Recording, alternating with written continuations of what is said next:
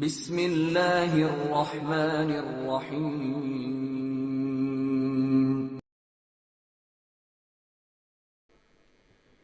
السلام علیکم دوستو، آج ہم آپ کو بتانے جا رہے ہیں کہ حضور صلی اللہ علیہ وسلم نے دو بہنوں کو ایک بستر پر سونے سے کیوں منع کیا۔ آج کے اس ویڈیو میں اس پر ہم تفصیل سے بیان کریں گے کہ حضور پاک نے دو بہنوں کو ایک ہی بستر پر سونے سے کیوں منع کیا ہے، اور ساتھ ہی ساتھ سونے کے آداب بھی بیان کریں گے۔ تو لہٰذا آپ سے گزارش ہے اس ویڈیو کو آخر تک ضرور دیکھیں۔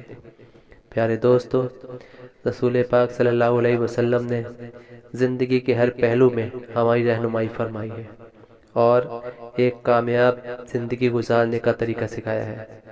اس زندگی کے تمام مراحل پر انہوں نے ہماری رہنمائی فرمائی ہے، یہاں تک کہ نیند کی حالت کو بھی فراموش نہیں کیا، وہ نیند جس میں انسان تقریباً اپنی ایک تہائی زندگی گزار دیتا ہے۔ اسلام نے اس کے بہت سے آداب اور سنتیں بیان فرمائی ہیں۔ جو شخص ان پر عمل کرے گا اسے پرسکون نیند ملے گی اور پریشانی، بے چینی، بے سکون کرنے والے خوابوں سے نجات ملے گی۔ سونے کے آداب میں سے ایک آداب یہ ہے کہ جلد سے جلد سوئیں اور بغیر ضرورت کے جاگنے سے پرہیز کریں۔ حضرت برا بن عزیز سے روایت ہے کہ خدا عشاء سے پہلے سونے کو اور عشاء کے بعد بات چیت کرنے کو ناپسند کرتا ہے۔ سونے کا دوسرا آداب یہ ہے کہ انسان دائیں کربٹ پر سوئے، کیونکہ نبی پاک صلی اللہ علیہ وسلم ہمیشہ دائیں کربٹ پر سویا کرتے تھے۔ حضرت برا بن عزیز فرماتے ہیں کہ نبی کریم دائیں کربٹ پر لیٹا کرتے تھے اور حضرت برا بن عزیز کو بھی اپنی دائیں کربٹ پر لیٹنے کا حکم دیا۔ دائیں کربٹ پر لیٹنا ہی افضل ہے، چاہے قبلہ کی طرف منہ ہو، نبی پاک نے اسی کا حکم فرمایا۔ تیسرا آداب یہ ہے کہ انسان لیٹتے وقت دائیں ہاتھ کو دائیں رخسار کے نیچے رکھ لے۔ حضرت ابو ہریرہ سے روایت ہے کہ انہوں نے بیان کیا کہ حضور پاک صلی اللہ علیہ وسلم نے فرمایا کہ جب تم میں سے کوئی شخص اپنے بستر پر آ جائے تو اپنا بستر جھاڑ لے، اس لیے کہ وہ نہیں جانتا کہ کیا چیز اس کی غیر موجودگی میں بستر میں داخل ہو گئی ہے۔ سونے سے پہلے ہاتھ اور منہ میں گوشت کی چربی وغیرہ کی مہک ہو تو اس کو دھو لینا چاہیے۔ رسول اکرم نے فرمایا جس کے ہاتھ میں گوشت چربی کی مہک ہو یا اس کا اثر موجود ہو، اسے دھوئے بغیر سو گیا، پھر اس سے کوئی مصیبت پہنچی، اسے چاہیے کہ وہ اپنے آپ کو ہی ملامت کرے۔ سونے سے پہلے کھانے پینے کے برتنوں کو ڈھک دینا چاہیے۔ سونے کے پہلے کھانے پینے کے برتنوں کو بسم اللہ کر کر ڈھکیں۔ اگر کوئی چیز نہ ملے تو کم سے کم ایک لکڑی ہی صحیح بسم اللہ کہہ کر ان پر رکھ دیں، اس لیے کہ شیطان بند دروازہ اور ڈھکے ہوئے برتنوں کو نہیں کھولتا۔ سونے سے پہلے آگ اور چراغ بجھا دیں۔ حضرت جابر بن عبداللہ سے روایت ہے کہ رسول اللہ صلی اللہ علیہ وسلم نے فرمایا، رات میں جب تم سونے کو جاؤ تو چراغ بجھا دو اور دروازہ بند کر دو۔ حضرت عبداللہ ابراہیم ابن عمر فرماتے ہیں کہ رحمت عالم صلی اللہ علیہ وسلم فرماتے ہیں، سوتے وقت اپنے گھروں میں آگ کو جلتا ہوا نہ چھوڑیں، چراغ بجھا دو، کیونکہ گھر میں بسنے والے چوہے چراغ کی بتی کو بھڑکا کر گھر والوں کو جلا ڈالتا ہے۔ ایسی چھت پر سونا منع ہے جس کے چاروں طرف کوئی آڑ نہ ہو جو گرنے پڑنے سے روک سکے۔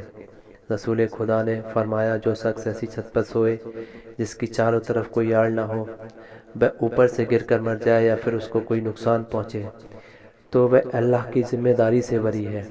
دوست، یہ تھے کچھ سونے کے آداب جن کو بیان کرنا میں نے ضروری سمجھا۔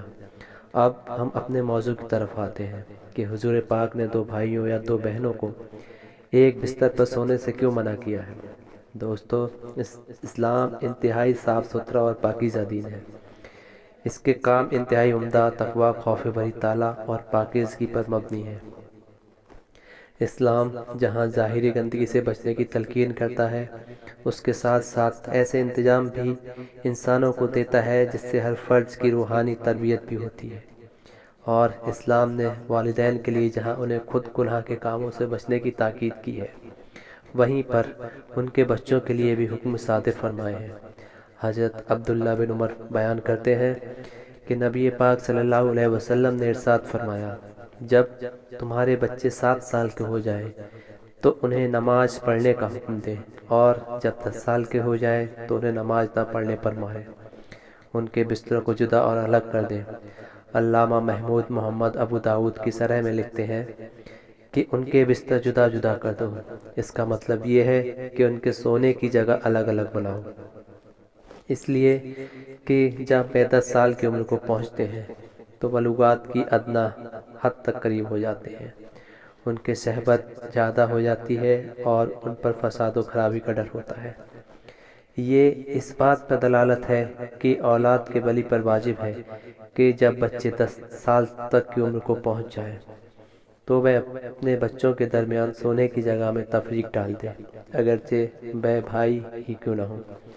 صلی اللہ علیہ وسلم نے بچوں کو علیحدہ بستروں پر سلانے کا جو حکم آج سے 1400 سال پہلے دیا تھا، آج کی ترقی یافتہ میڈیکل سائنس اور جنسیات کے ماہرین نہ صرف اس کو تسلیم کرتی ہیں بلکہ اس پر زور دیتے ہیں کہ اس کے فائدے گنواتے ہیں اور اس کے لاپرواہی برتنے پر برے انجام سے ڈراتے ہیں۔ ایک کتاب میں لکھا ہے، اپنے بچوں کو جنسیات سے آگاہ کرو، جس کو انجمن معائنہ اطفال امریکہ نے تیار کیا ہے۔